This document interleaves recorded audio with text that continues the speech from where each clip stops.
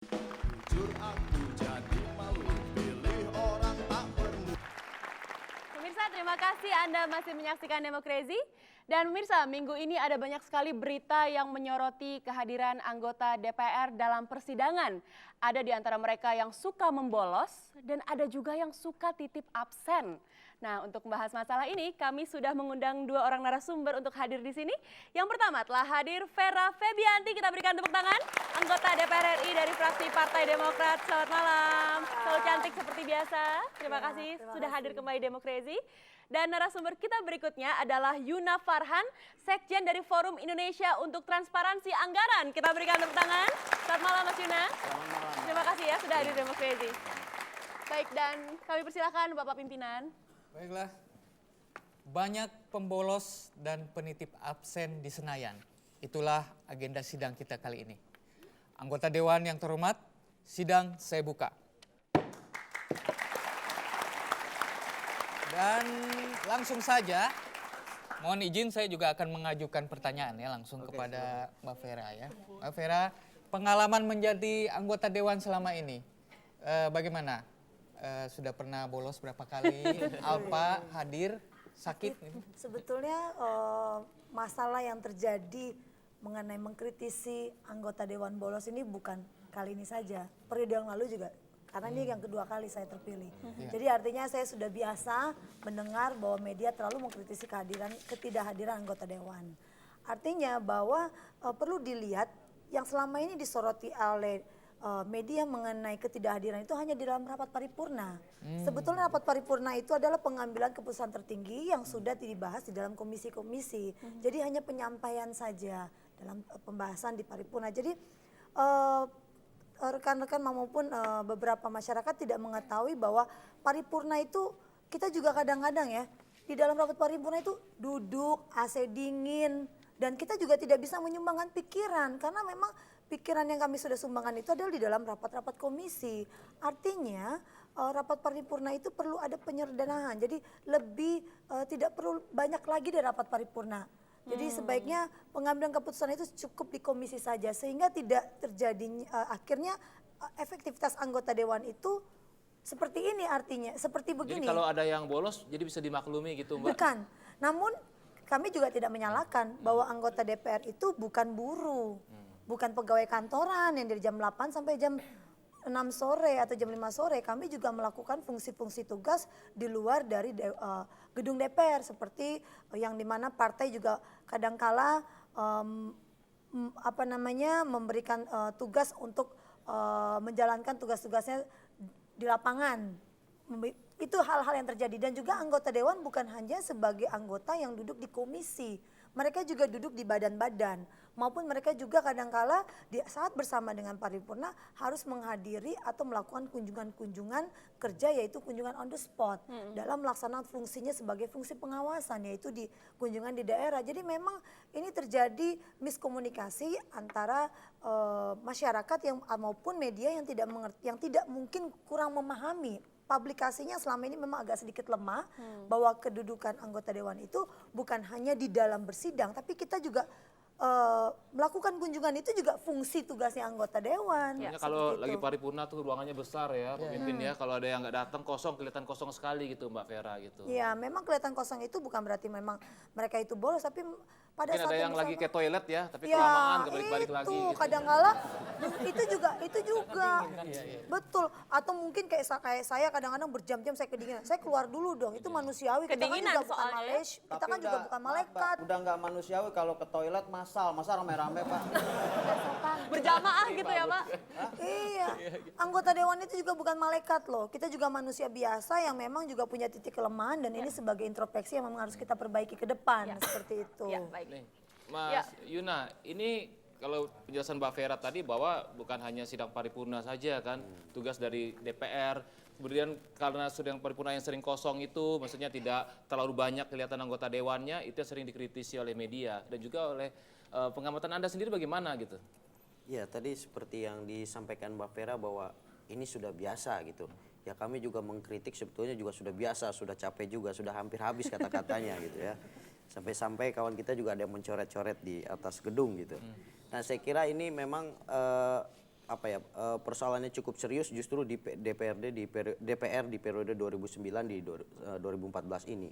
Yang periode lalu memang seperti ini juga, tetapi ini kan baru awal periode. Nah, kalau dari awal periode kita melihat grafik kehadiran anggota dewan setiap masa sidang ini terus mengalami penurunan gitu. Nah, ini memang sidang paripurna ini adalah bisa dibilang formalitas ya, tetapi ini adalah forum pengambilan keputusan tertinggi. Apabila anggota dewan banyak yang tidak hadir, ya bagaimana bisa diambil suatu ketetapan atas suatu rancangan undang-undang atau suatu keputusan yang cukup penting. Nah, ini saya kira juga anggota dewan harus menyadari bahwa terutama DPR periode ini gitu ya, sejak semasa dilantik sampai 10 bulan kita mencatat kira-kira ada 10 lah keburukan atau ya bisa dibilang kinerja yang kurang baiknya gitu dalam melakukan kerja-kerjanya. Mulai dari pelantikan, usulan gedung miring, dana aspirasi yang mengada-ada dan lain sebagainya. Nah, saya kira ini justru memang yang sangat sulit anggota dewan ini kan tidak bisa bahwa dia itu seperti pekerja kantoran. Saya kira tidak mendidik juga ketika ada usulan digunakan fingerprint untuk Pemindai jari ya? Ya, pemindai jari untuk melihat anggota dewan tidak bohong atau tidak. Itu menunjukkan bahwa kita sudah tidak percaya lagi kepada anggota dewan yang terhormat ini. Nah, justru yang dan kalau misalnya ini disetujui, saya kira ya tidak lebih dewan hanya sekedar sebagai penampung para pekerja aja gitu, pencari kerja. Tapi sebaiknya jangan fingerprint lah, itu kayak pekerja kantoran yang Mbak Vera yang masuk, mungkin smile print aja. Jadi siap mau sidang nggak gitu ya? Bisa juga itu Mbak Vera. Ya justru ini yang artinya nantinya anggota dewan jangan-jangan jadi rajin masuk gitu karena takut dibilang bohong dan takut gajinya dipotong seperti itu. Nah, ini kan juga jadinya tidak mendidik buat anggota dewan kita sendiri. Saya kira kalau soal jadwal kunjungan kerja, pengawasan ini semua kan sudah diatur dan saya pikir masa sidang kemarin pembukaan kan cuma beberapa hari, kemudian sekarang reses lagi, nanti 16 Agustus masuk lagi. Ini sudah cukup banyak waktu-waktu luang yang bisa digunakan oleh anggota dewan untuk bekerja di luar untuk gitu ya? menjalankan fungsi-fungsi lainnya. Ya. Anggota dewan di sini juga sudah ada yang ingin menyampaikan pendapatnya, silakan. Ya, silakan Moni. Saya dari Partai Main Mata. Kalau dulu tuh ada sindiran yang sangat kuat sekali ya tentang anggota DPR, yaitu 4D. Datang, duduk, denger, duit. Nah, kalau ada anggota DPR yang bolos, udah lebih parah lagi dong dari 4D. Nggak datang, nggak duduk, nggak dengar, tapi tetap dapat duit, Pak. Gimana, Pak? Pak, interupsi saya, Pak. Iya. Saya dari Partai Bonsai. Silakan. Nah, tadi ya dari Mbak Monik itu 4D. Kalau menurut saya tambah 4B sekarang. Apa itu? Bolos, dan bolos lagi. Nah, contoh yang paling dekat nih, Pak Mucle misalnya. Dia itu udah jarang banget datang ke sidang, sekalinya datang sidang tidur. Saya itu sempat sering datang ke sidang. Sempet doang ya? Saya sering datang, tapi apa komentar yang lain? Saya dikasih julukan 4L. Apa tuh? Lo lagi. Iya. Tapi ini Adinda jangan salah duga sama saya. Saya itu nggak pernah tidur dalam sidang. Walaupun saya dalam keadaan lelah waktu sidang, saya tuh menyempatkan diri untuk memejamkan mata sesaat. Betul. Sesaat ya? Iya. Saat tuh lebih dari 5 menit nggak Pak? Hah? Lebih dari 5 menit ya? Iya, kecuali alirannya sesaat. Nah, 2 jam gitu ya. Pak Mucle, kalau ngantuk nggak usah tidur di sini, pulang aja ke rumah. Pak Murphy juga. Pokoknya mulai besok saya nggak mau lihat Bapak telat-telat lagi atau titip absen lagi ya. Harus rajin datang sidang. Wah, kok jadi saya dibawa-bawa. Emang Pak Murphy yang tadi yang bilang Ini titip semenjak absen. masalah ini ramai ya. Oh, oke. Saya udah nggak nitip lagi absen, saya nggak nitip lagi. Absen saya bawa pulang. Saya isi penuh di rumah. Puas itu. Ini contoh yang kurang baik. Ini yang mencoreng-coreng kredibilitas anggota dewan. Masa absen dibawa pulang begitu? Pak Murphy, absen saya isiin loh Pak. Udah habis. Sudah. Tidak ada yang membawa absen ke rumah ya. Iya, Pak. Kecuali saya.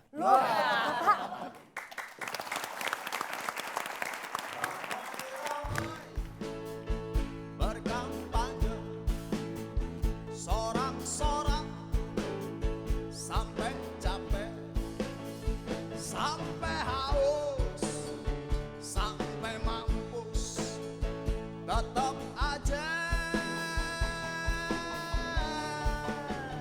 Kita kere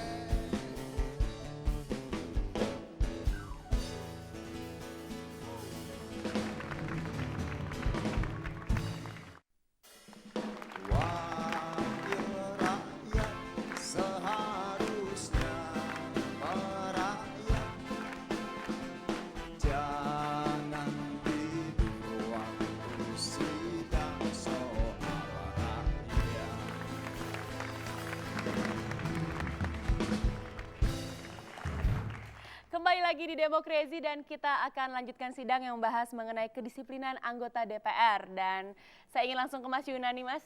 Mas Yuna, ada juga kabar yang mengatakan banyak sekali anggota Dewan yang menginstruksikan pada para ajudannya gitu ya untuk titip absen untuk mengisi daftar hadir yang ada. Nah ini apakah jadi hal yang sangat memprihatinkan juga bagi kita tentunya? Ya, saya kira itu masuk kategorinya kebohongan publik dan bahkan mengarah ke indikasi korupsi kalau kita mau katakan. Karena pertama di sana ada ya jelas ada kerugian negara. Ini kan artinya dewannya makan gaji buta kan, cuma sekedar absen kemudian dia tidak hadir dan untuk melakukan fungsi dan tugasnya. Dan juga dia menyalahgunakan kekuasaan yang dimiliki dan juga melanggar peraturan perundang-undangan yang jelas undang-undang MPR, DPR, kedudukan dewan itu mengharuskan anggota dewan hadir. Nah jelas apabila anggota dewan ya melakukan menitip absen, dia melakukan kebohongan publik, bahkan negara juga dirugikan, rakyat yang dirugikan. Rakyat yang bayar pajak, kemudian kita berharap wakilnya bisa menyuarakan aspirasinya soal tabung gas, soal lain-lain, soal barang-barang sembako naik, tetapi ternyata anggota dewannya cuma titip absen saja gitu. Ini kan sangat-sangat memprihatinkan. Ya, gimana nih Mbak Vera? Apakah memang benar begitu adanya?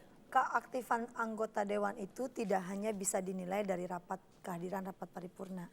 Yang harus disoroti adalah ketika kami pembahasan di dalam rapat-rapat komisi yang menyuarakan aspirasi rakyat. Tidak mungkin kami menyuarakan dalam rapat paripurna instruksi tabung gas itu kan memang itu kan sesuatu yang ya tidak bukan di tempat seperti itu. Jadi dalam menilai aktifnya seorang anggota dewan itu ketika pembahasan di dalam rapat komisi dan badan-badan. Walaupun sudah titip absen sebelumnya. Tidak masalah. Masalahnya titip absen itu kan sekarang kembalikan lagi kepada ketika nanti pemilu yang 2000 ke depannya.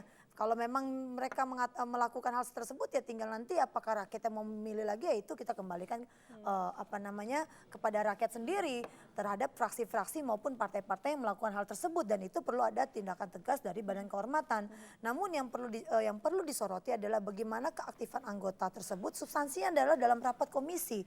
Nah, kenapa kalau kita rapat komisi dari pagi sampai jam 2 malam itu tidak disoroti oleh media bahwa anggota dewan itu sampai lelah, dia juga sebagai ibu rumah tangga harus rapat sampai jam 2, jam setengah 3 pagi. Dan keesokan harinya dia juga harus rapat paripurna. Nah ini hal-hal yang kayak begini harusnya ada kepercayaan atau membangun kepercayaan terhadap DPR bahwa harusnya kita juga disorot, jangan pas tidurnya aja waktu disorot. Tapi Mbak Feby bukannya itu sudah menjadi resiko dari seorang anggota dewan, apalagi ya, dengan betul, adanya memang. tunjangan yang cukup tinggi Betul, begitu? memang. Iya. Namun itu memang sudah menjadi konsekuensi maupun tanggung jawab kami. Tapi kan juga kita manusia biasa, bukan malaikat. Dan dalam artinya kita juga bayangkan kami harus rapat dari pagi kadangkala sampai jam 2 malam. Dan besok paginya rapat paripurna. Manusiawi dong. Ya kan orang juga kadang ngantuk. Itu juga kita bukan malaikat. Lagi-lagi kami anggota DPR bukan seorang malaikat yang memang juga punya kekurangan. Nah itu juga tapi jangan semua ditumpukan kepada dewan. Jadi dewan itu bekerja bukan hanya di gedung. Kami juga bekerja di lapangan. Kami juga bekerja di daerah yang memang seperti itu. Mas Yuna, kalau dilihat tadi penjelasan dari Mbak Vera menyebutkan bahwa sebetulnya yang disoroti hanya masalah rapat paripurna. Padahal mereka juga bekerja kadang di luar gitu. Kemudian juga ada rapat-rapat komisi. Nah, kalau berdasarkan pengamatan Anda sendiri, rapat komisi gimana? Banyak juga yang bolos itu. Iya, saya kira di komisi juga sama seperti itu. Tapi yang terpenting juga sebetulnya rapat paripurna itu juga merupakan forum pengambilan keputusan tertinggi. Justru di paripurna ini ketika mendapatkan sorotan, di sini kita bisa melihat gitu anggota dewan mana sih sebetulnya yang betul-betul rakyat kita pilih. Apakah kita perlu memilih tukang bohong atau kita perlu memilih tukang bolos. Itu yang saya kira justru kita bisa melihat di paripurna ini. Sedangkan di komisi memang kita membahas substansi di situ anggota dewan, tetapi ketika di forum paripurna justru di sini adalah ekspresi dari anggota dewan di situ bisa menyampaikan keberatan terhadap salah satu RUU atau pengambilan keputusan yang dimana publik juga bisa melihat karena ini adalah sidang yang terbuka. Berbeda dengan sidang-sidang komisi memang sifatnya ada yang terbuka dan tertutup, tapi kebanyakan semua tertutup dan ini tidak bisa dipantau oleh publik. Itu yang saya kira perlu kita kritisi. Gitu. Iya, kalau dilihat dari pengamatan juga Mas Yuna, ada nggak di antara anggota dewan ini bolos itu karena ada pekerjaan sampingan gitu? Yes. Side job ya, side job ya. Saya kira sangat banyak sekali ya. Kita sering melihat juga anggota dewan yang merangkap tahu-tahu muncul juga di televisi. Bahkan ada yang menjadi komentator.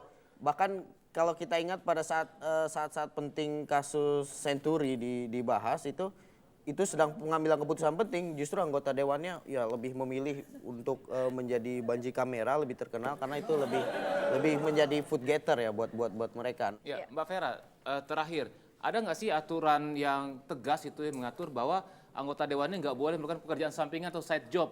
Oh iya, secara tegas ketika kami terpilih dan itu kontrak politik. Menjadi caleg aja sudah harus mengundurkan diri, tidak boleh terlibat di dalam pekerjaan-pekerjaan lainnya. Jadi memang kita harus full berbakti dan sebagai anggota dewan. Jadi artinya kalaupun misalnya kita tidak hadir itu karena memang saya sudah jelaskan di awal bahwa anggota dewan itu punya kesibukan yang memang menjalankan tugas dan fungsinya berkunjung ke daerah. Nah, kedepannya yang diharapkan adalah bagaimana mensederhanakan sistem rapat di paripurna. Tentunya kami juga berharap masyarakat maupun media coba deh lebih mengkritisi di dalam rapat badan-badan maupun komisi. Disitulah bisa melihat aktivitas dan kinerja secara substansi terhadap anggota dewan itu sendiri. Baik, kita berikan tepuk tangan untuk Mbak Vera Febianti dan juga Mas Yuna. Mudah-mudahan anggota dewan tetap bisa menjadi penyalur aspirasi masyarakat dan tetap dipercaya oleh rakyat begitu ya Mbak? Insya Allah, amin. Baik, ya pemirsa demikianlah Demokrasi untuk minggu ini. Jangan lupa untuk menyaksikan Demokrasi setiap hari Minggu malam jam 21.05 waktu Indonesia Barat. Terima kasih dan silakan Pak Pimpinan. Anggota dewan yang terhormat, sidang saya tutup.